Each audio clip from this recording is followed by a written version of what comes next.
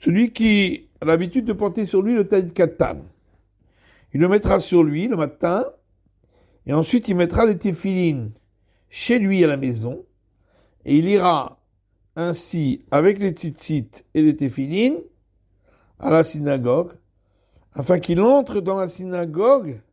en ayant les tzitzit et les téphilines sur lui pour qu'il ait la crainte du ciel en entrant dans la synagogue. Ensuite, lorsqu'il sera entré dans la synagogue, il mettra le grand talit.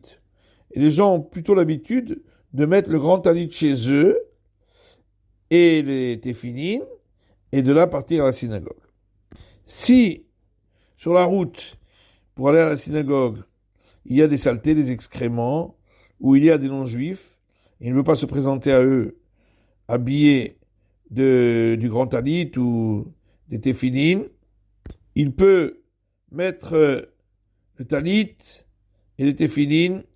dans la cour de la synagogue et ainsi entrer avec le talit et les téphilines. Ou bien sinon, mettra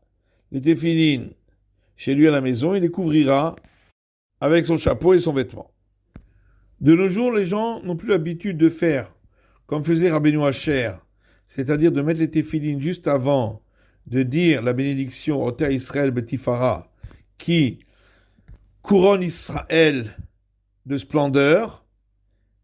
et qui fait référence aux téphilines. Mais de nos jours, certains mettent les téphilines avant de dire les bénédictions du matin et d'autres les mettent après les avoir dites. Et les gens qui font très attention ont l'habitude de toucher les téphilines au moment où ils disent cette bénédiction. On doit avoir les téphilines au moment où on récite le schéma du matin et où on dit la prière des 18 bénédictions le matin. Et celui qui, par paresse, ne met pas les téphilines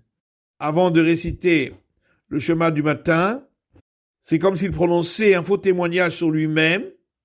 puisque dans la récitation du schéma, il y a l'obligation de mettre les téphilines et il ne les met pas lui-même. Par contre, s'il n'avait pas les téphilines au moment de dire la récitation du schéma, ou bien il est dans un endroit où il fait très froid et il ne peut pas se découvrir pour mettre les téphilines, il devra quand même réciter le schéma avant de dépasser leur limite de récitation du schéma. Et ce n'est pas un interdit puisque il n'a pas omis de mettre les téphilines par paresse.